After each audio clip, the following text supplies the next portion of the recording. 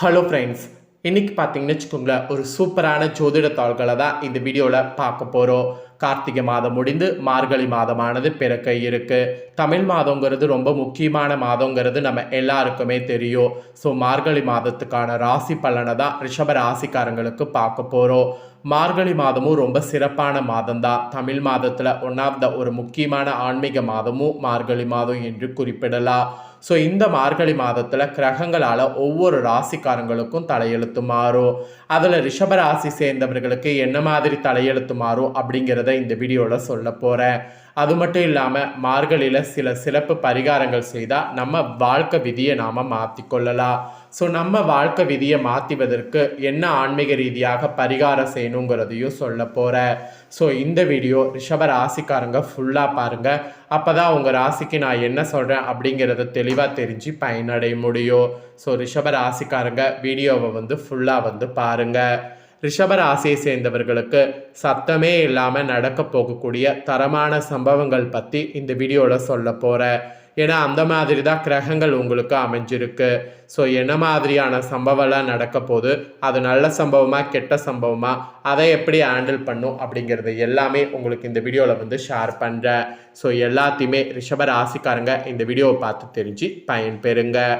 மாதங்களில் சிறந்தது மார்கழி என்று சொல்லப்படும். அந்த மார்கழி மாதம் விரைவில் பிறக்க இருக்கு. 2025 வருடத்தின் இறுதியும் 2026 வருடத்தின் தொடக்கமும் ஆகிய இரண்டு முக்கிய நிகழ்வுகளும் மார்கழி மாதத்தில் தான் நிகழ இருக்கு. மார்கழிய தெய்வங்களுடைய மாதம் என்று சொல்லலாம். அந்த அளவுக்கு ஆன்மீக ரீதியாக முக்கியத்துவம் பெற்றது மார்கழி மாதம். இதில் கிரகநிலைகள் பல்வேறு மாற்றங்கள், சில முக்கிய நிகழ்வுகள் நடைபெறுகிறது. இது 12 ராசிக்காரங்களுக்குமே தாக்கத்தை ஏற்படுத்தும். இதில் ரிஷப ராசிக்காரங்க நீங்கள் பெறக்கூடிய பலன்களை இப்போ நான் இந்த வீடியோவில் சொல்ல போகிறேன். மார்கழி மாதம் இந்த டைம் 16/12/2025 தொடங்கி 14/1/2026 வரை இருக்குது. குரு பகவான் மிதுன ராசியில் வகரகதியில் இருக்கிறார். கேது பகவான் சிம்ம ராசியில் இருக்கிறார். புதன் சுக்கிரன் விருச்சிக ராசியில் இருக்கிறாங்க. சூரியன் செவ்வாய் தனுசு ராசியில் இருக்கிறாங்க. சனி ராகு கும்ப ராசியில் இருக்கிறாங்க. இந்த மாதிரி தான் கிரகங்களுடைய அமைப்பு இருக்குது. இதில் கிரகமாற்றம் வேற இருக்குது. டிசம்பரில் 21ஆம் தேதி குரு பகவான் வகர நிலையில் புனர்பூசம் 4ஆம் பாதத்திலிருந்து புனர்பூசம் 3ஆம் பாதத்திற்கு பயிற்சி ஆகிறார். அதுக்கப்புறமேட்டு 22/12 அன்னைக்கு சுக்கிர பகவான் விருச்சிக ராசியிலிருந்து தனுசு ராசிக்கு பயிற்சி ஆகிறார். அதே போல் டிசம்பர் 25ஆம் தேதி புதன் பகவான் விருச்சகத்திலிருந்து தனுசுக்கு பயிற்சி ஆகிறார். இதை தொடர்ந்து 2026 ஜனவரி 11ஆம் தேதி புதன் தனுசு ராசியிலிருந்து மகரத்துக்கும், செவ்வாய் பகவான் டிசம்பர் மாதம் முடிந்து ஜனவரி மாதம் 2026 14ஆம் தேதி அன்னைக்கு தனுசு ராசியிலிருந்து மகர ராசிக்கும் பயிற்சி ஆகிறார்.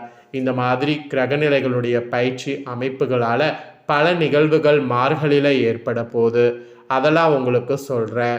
ஸோ 19/12/2025 அன்னைக்கு அனுமன் ஜெயந்தி, 20/12/2025 அன்னைக்கு அமாவாசை நிகழ்வுகள், 30/12/2025 அன்னைக்கு வைகுண்ட ஏகாதேசி, அப்புறம் 3/1/2026 ஆருத்ர பௌர்ணமி, 14/1/2026 போகி பண்டிகை.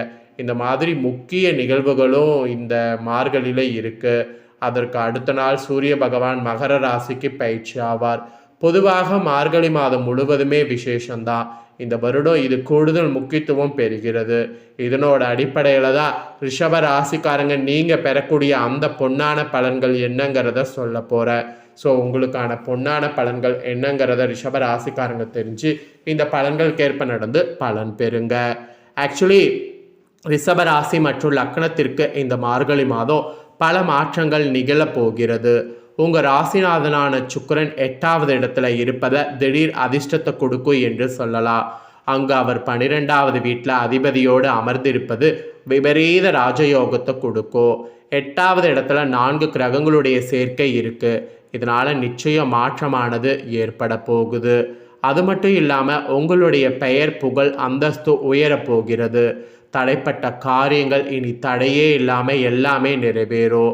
வீடு நிலம் வாங்க நினைத்த உங்களுக்கு இந்த டைம் அதற்கான வழிகள் மார்கழியில் பிறக்கும். சொத்துக்களில் இருந்த தடைகள்லாம் தீரும். சத்தமே இல்லாமல் நல்ல பலன்கள் அடுத்தடுத்து உங்கள் வீட்டு வாசல் கதவை தட்டும். 11ஆம் இடமான லாபஸ்தானத்தில் சனி பகவான் வகர நிவர்த்தி அடைந்துள்ளார். அதனால் உத்தியோகம் தொழிலில் நல்ல லாபமானது அதிகரிக்கும். அதுக்குண்டான மாதமாக தான் இருக்க போகுது. மனதில் தன்னம்பிக்கை தைரியம் பல மடங்கு அதிகரிக்கும். எவ்வளவு பெரிய பிரச்சனையாக இருந்தாலும் சகஜமாக சமாளிப்பீங்க. வீட்டில் இடமாற்றம் நிச்சயம் உங்களுக்கு உண்டாகும். நீண்ட காலமாக திட்டமிட்டு வீடு பூரண அமைப்பு பணி செய்வதெல்லாம் உங்களுக்கு அமையும். தொட்டது எல்லாமே துளங்கும். புதிய கடன் தொடக்கம் புதிய முயற்சிகளில் வெற்றியானது உண்டாகும். முதலீடுகளில் கூட லாபம் பல மடங்கு அதிகரிக்கும். குடும்பத்தில் ஒரு வகையான மகிழ்ச்சியானது அதிகரிக்கும். அதற்கான சாத்தியக்கூறு எல்லாமே மார்கழி மாதம் அமைஞ்சிருக்கு. டிசம்பர் 20ஆம் தேதி முதல் ஜனவரி 5ஆம் தேதி வரை மட்டும் சற்று கவனமாக இருக்க வேண்டும். மார்கழியில் வேலை பளு அதிகரிக்கும். உங்களுடைய வார்த்தையை வைத்தே உங்களை மடக்கி பிடிப்பாங்க. அதனால் வார்த்தைகள் அந்த டைமில் கவனமாக இருக்க வேண்டும். கடன் விஷயத்திலும் மிகவும் கவனமாக இருக்க வேண்டும். எதிலுமே ரகசியம் கடைபிடிப்பது மிகவும் முக்கியம். வீட்டு அருகில் உள்ள முருகன் கோவிலில் சென்று வழிபடுவது நற்பலன்களை கொடுக்கும். அதனால் அந்த வழிபாடு செய்ய மறக்காதீங்க. அந்த வழிபாடு செய்யும்போது உங்களுக்கு ஓரளவு பார்த்தீங்கன்னு வச்சுக்கோங்களேன், ப்ராப்ளங்கள்லாம் குறையும். ஸோ அதனால் கண்டிப்பாக ப்ராப்ளங்கள் குறைவதற்கு அதை ட்ரை பண்ணுங்கள். ஸோ இவ்வளோ நேரம் உங்கள் ராசிக்காரங்களுக்கு மார்கழி மாத பலனை பார்த்தோம். இப்போ மார்கழி மாதம் வீடு வளம் பெற நீங்கள் பண்ண வேண்டிய ஒரு சிறப்பு வழிபாடு இருக்குது. இந்த வழிபாடு நீங்கள் பண்ணும்போது மார்கழி மாதம் உங்களுக்கு நிறைய வளம் உண்டாகும். ஸோ அந்த பரிகாரம் என்னங்கிறத வாங்க பார்க்கலாம். இந்த பரிகாரத்தை நம்பிக்கையோடு பண்ணுங்கள், நல்லதே நடக்கும். தமிழ் மாதங்களில் ஒவ்வொரு மாதங்களும் ஒவ்வொரு விசேஷங்களுக்காக நம்மளுடைய முன்னோர்கள் பிரித்து வைத்திருக்காங்க. அதில் சில மாதங்கள் வழிபாட்டிற்கான தனியாக ஒதுக்கியிருக்கிறாங்க. அதில் இந்த மார்கழியானது தனி சிறப்பு மிக்க மாதம். அதிலும் இந்த மார்கழி மாதம் தேவர்களுக்கே வழிபாட்டுக்குரிய காலமாக பார்க்கப்படுது. இத்தகைய மாதத்தில் நம்மும் வழிபாடு செய்யும் பொழுது நம்மளுடைய குடும்பம் சுபிட்சமாக இருக்கும் என்பது நம் முன்னோருடைய நம்பிக்கையாக சொல்லப்படுது. ஆகையால் நம்ம முன்னோர்கள் மார்கழி மாதத்தில் காலையில் எழுந்து குளித்து முடித்து பூஜை செய்து இறைவனை வழிபட்டு வந்தார்கள். கோவில்களில் பஜனைகள் செய்வது இறைவனை ஆராதனை செய்வது என முழுக்க முழுக்க வழிபாட்டிலே நேரத்தை செலவழித்து குடும்பத்தை வளமாக வாழ வழிவகுத்து கொண்டார்கள்.